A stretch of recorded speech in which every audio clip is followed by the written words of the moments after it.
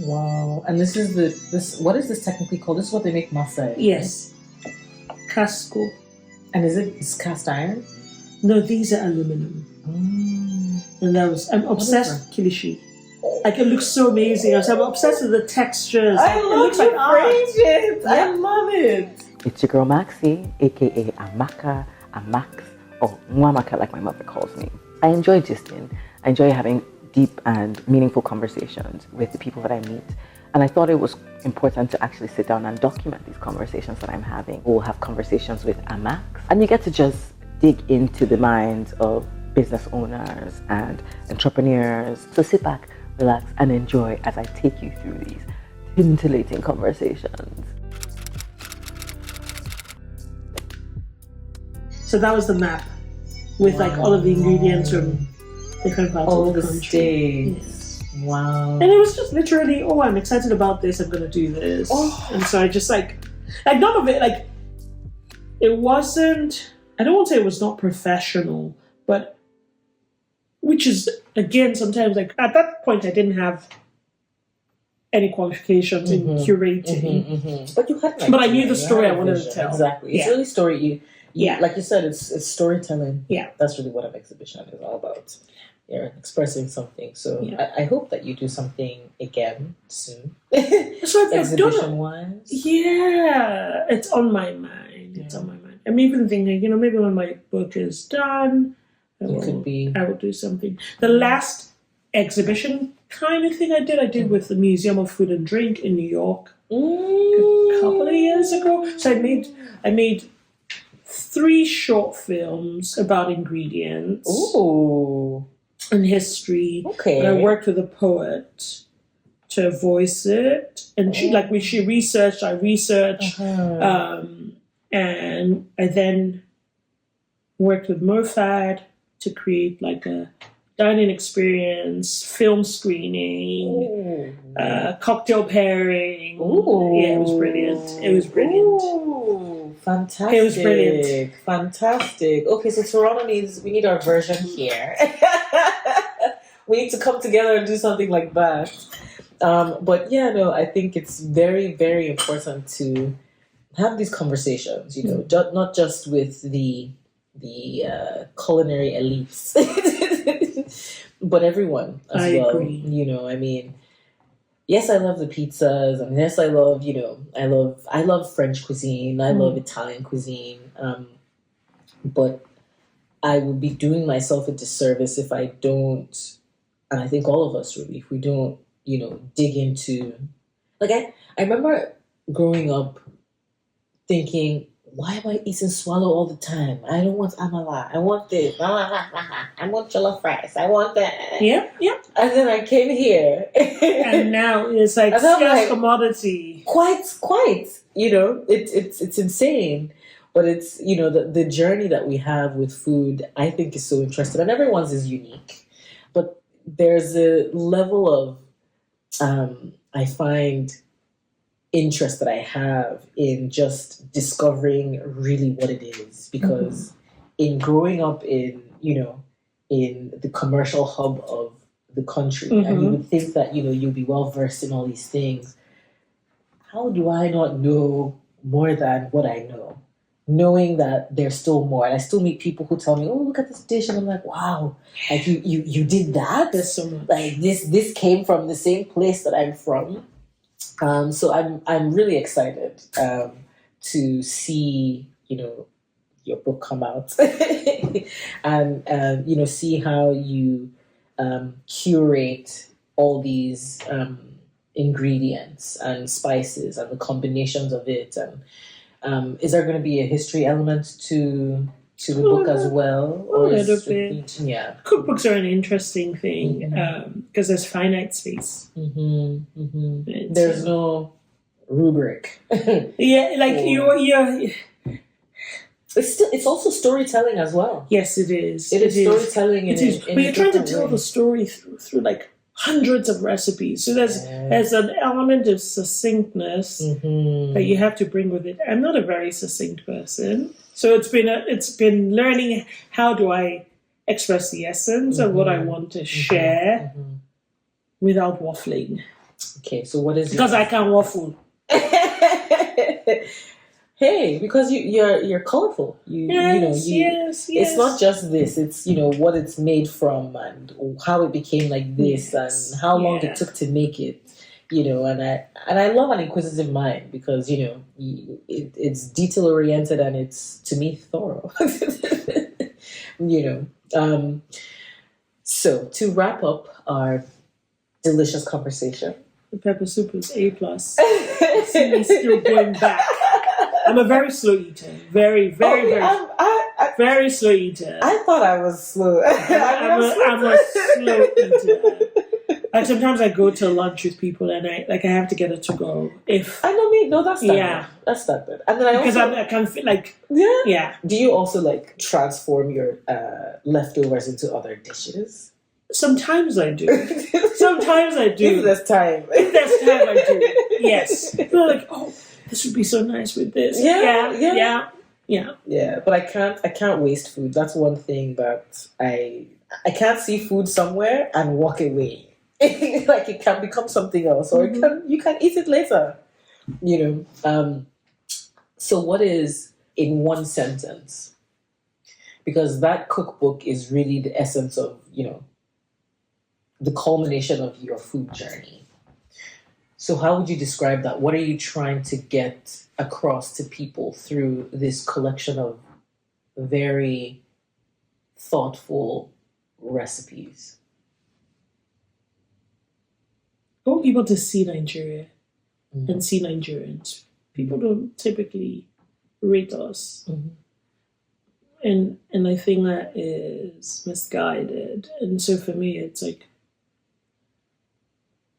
we have an identity, we have history, we have culture.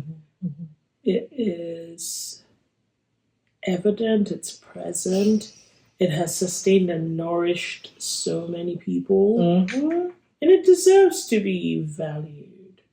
But importantly, I want something that can serve as an anchor of knowledge.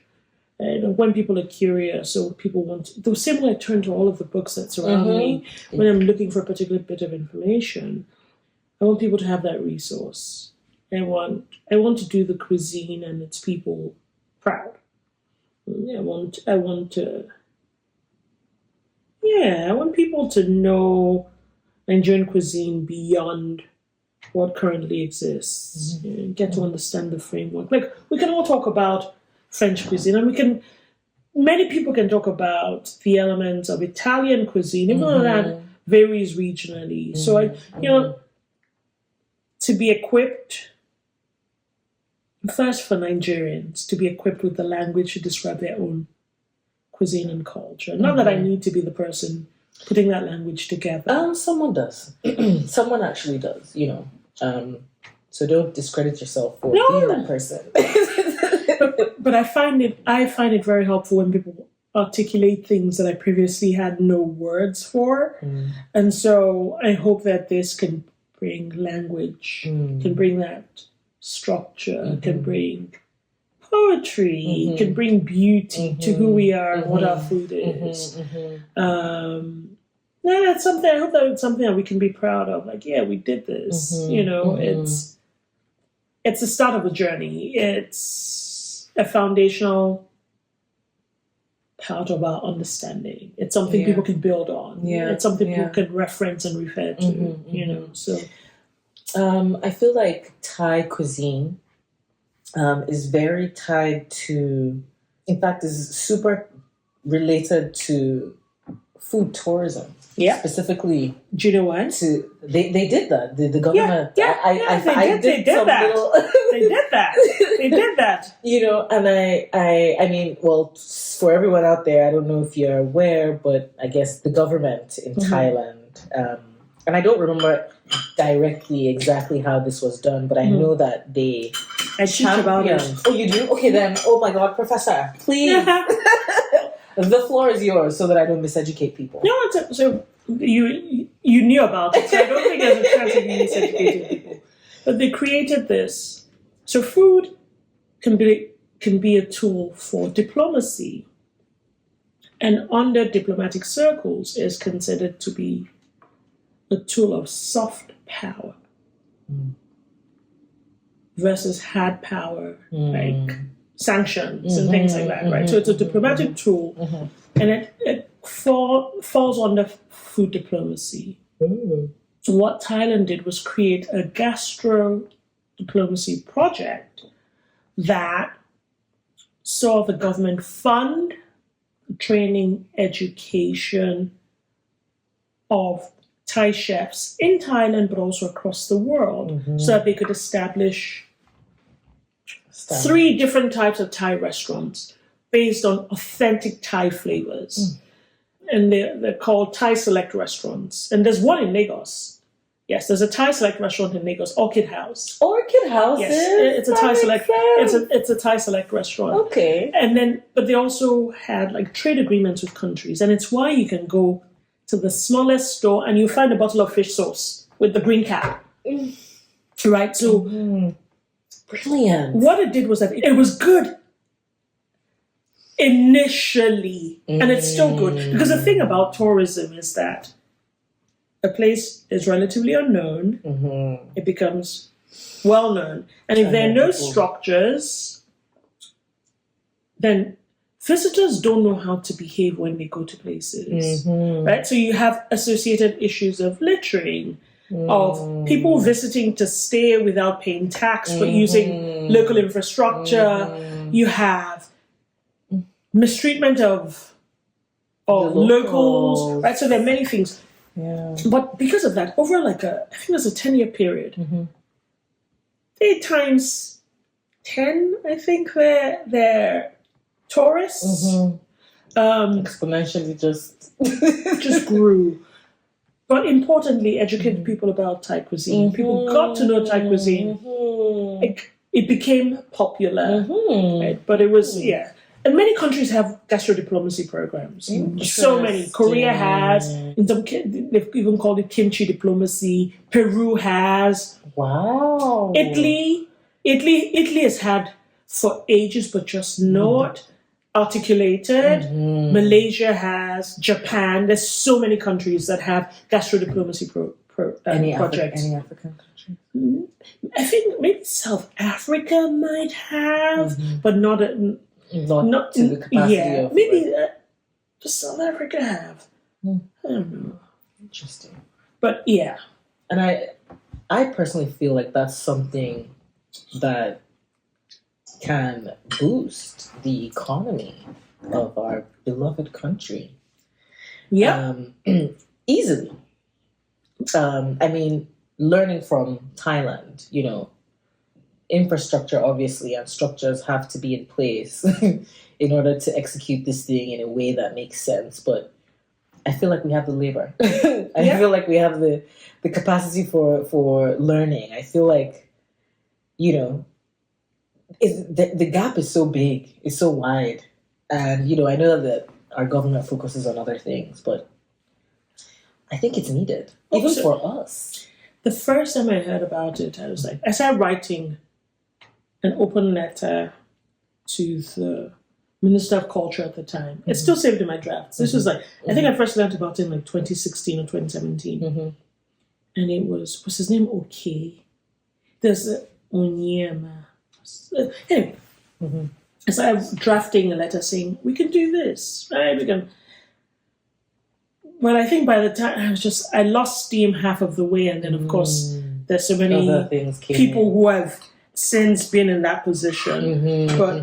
But like Taiwan, Singapore, South Korea, Malaysia, Indonesia, Lebanon, Peru, even I'm not even calling them Cambodia, and Japan, Scandinavia are countries that have. Wow. Some. Look at that. Yep. I see us being there. For sure. We want us to be there. I would like to. We're capable. We have everything. Very, very much so. And it's like generations are dying now with information that I just our storytelling was very oral, traditionally. And there needs to be a transition into physically documenting these things. And then it's in the element of tourism. It's like reactivating the thing again and retelling the story and keeping it alive and letting it travel across the globe. You know, that I think would be fantastic for us. But it needs structure. Oh, that is everything in our place. It needs structure, and I think it also needs. There's an honesty that's required. I rest my case. When are we going to? I think we can't wait. Conversation. So for me, we just have to get on with it. And if the government wants to catch up at some point, then they'll catch up. They'll meet us all running a race. So it's an us thing. It's really, I can't. I just realized at some point in my life that I could no longer wait for people to make all of the things happen. I had to just get on it. When I first moved back from the Netherlands back to Nigeria, there was a particular website I really wanted to write for. Okay. I'd been part of their community for years. It's an American website. Mm-hmm. And I remember pitching to them, and they were like, sorry, we don't do unsolicited pitches. We commission. If anything shocks you into action, sometimes it's that kind of rejection. Mm-hmm. So I was like, you know what? Actually,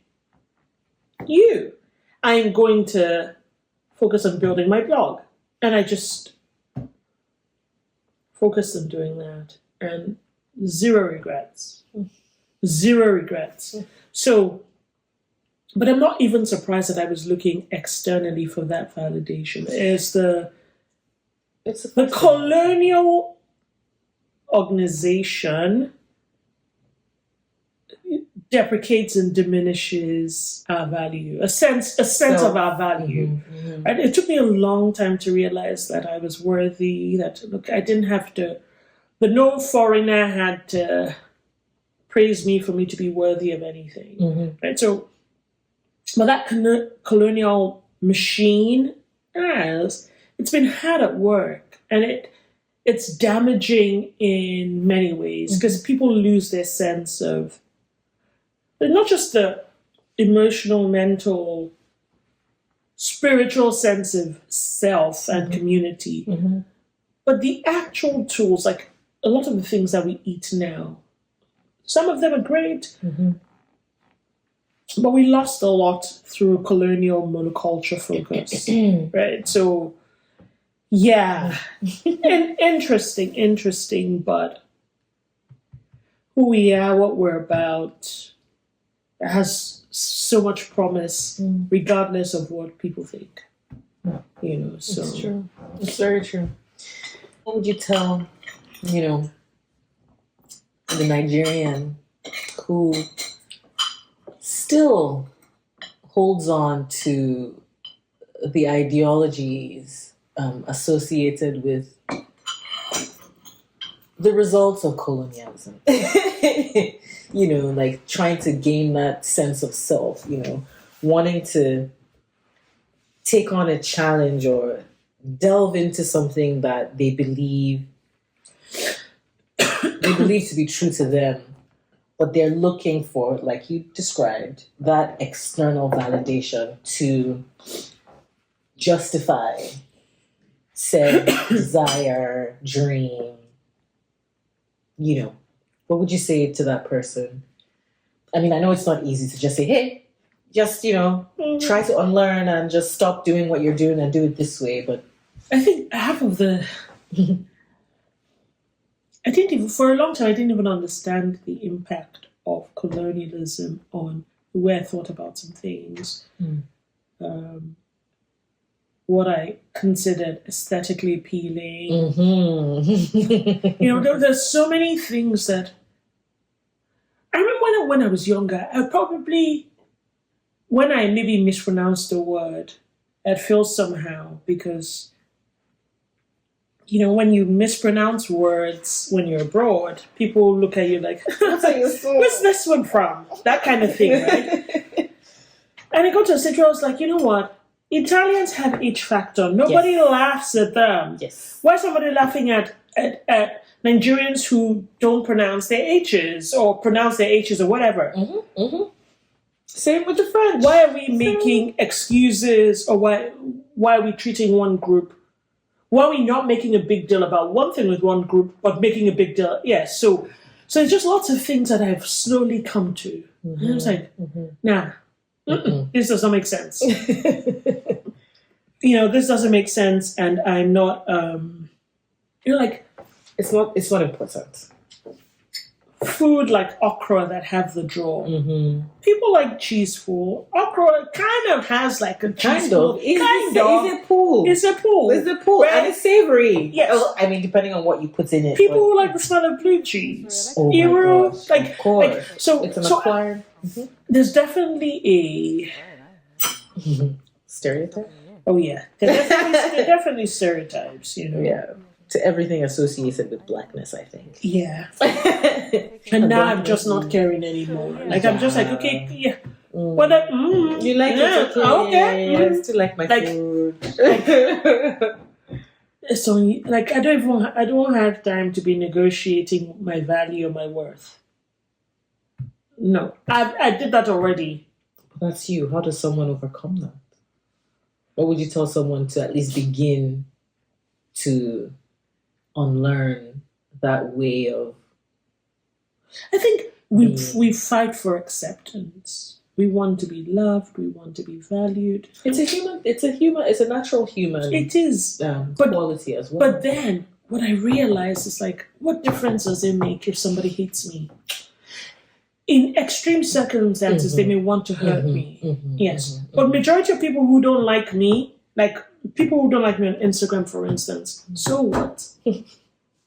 Irrelevant. I don't even know. Do you know what I mean? Like it has no real impact or effect on me. Okay, you talk about me behind my back. Okay, you don't give me contract. Like, do you know what I mean? Like your life still goes on. I'm even so unaware of all of those. And I'm not saying it happens, but I'm just saying that the way that some of the things we place value on, that when we talk about the proportionality to impact, okay, this person not liking me, what is the impact? Like how does the outcome shift things for me?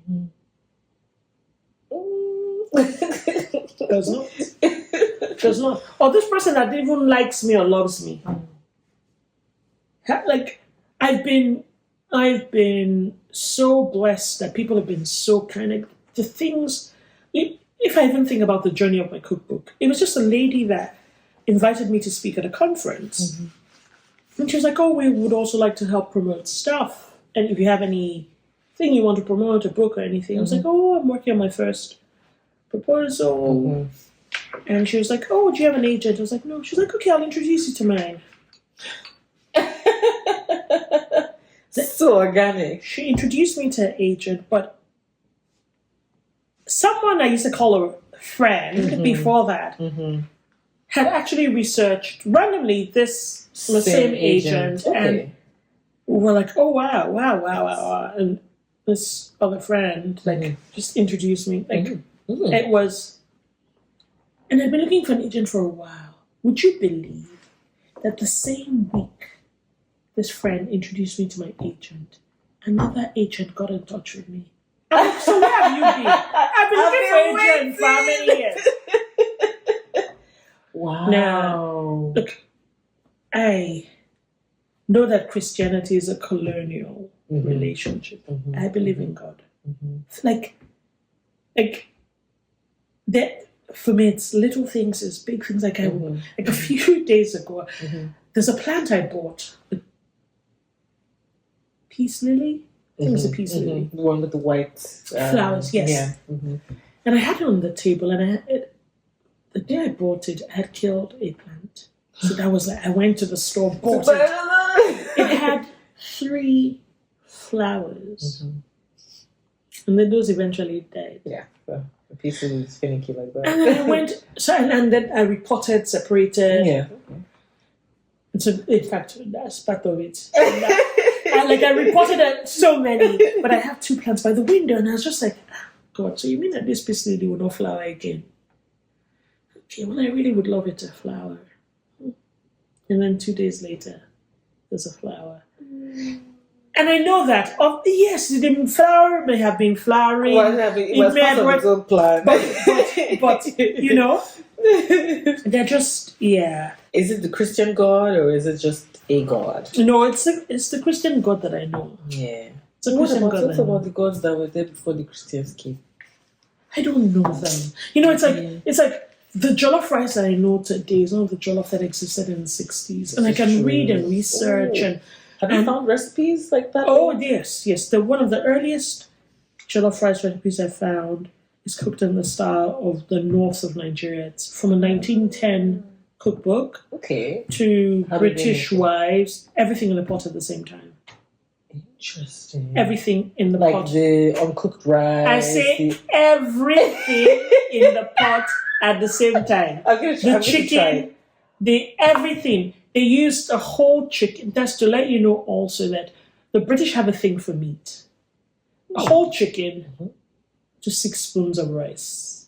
And in that recipe, it says 6 tablespoons. So I tried to find out what the size of a tablespoon was. But it doesn't seem to have been different from what modern day tablespoons.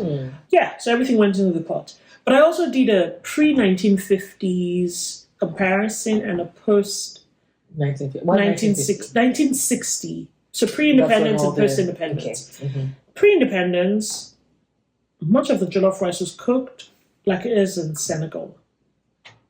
You had greens in it. You had cabbage, carrots. You didn't really have a lot of curry powder. You had more thyme in it. Post-1960, you start seeing curry powder, thyme. Less of the vegetables in it. Yeah. So I had a couple of cookbooks and I kind of like, okay, what's jollof like in this cookbook? What's jollof like in this book? Interesting. Yeah.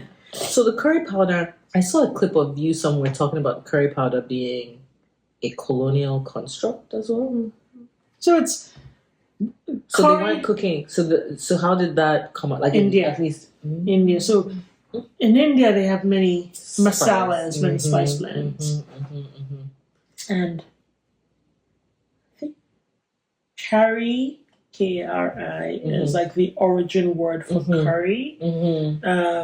And so maybe when they were going back, at the end of the colonial exploit, I think they're going back and maybe started making some kind of muted spice blends that they now took to all the colonies. So you'll find, like, across the Caribbean, there are many similar spice blends. And many of them don't really have an Indian equivalent, I don't think. Do you know what I mean? Like all of the different Indian blends, masala blends I've tried. I haven't found one that's close to this. Interesting.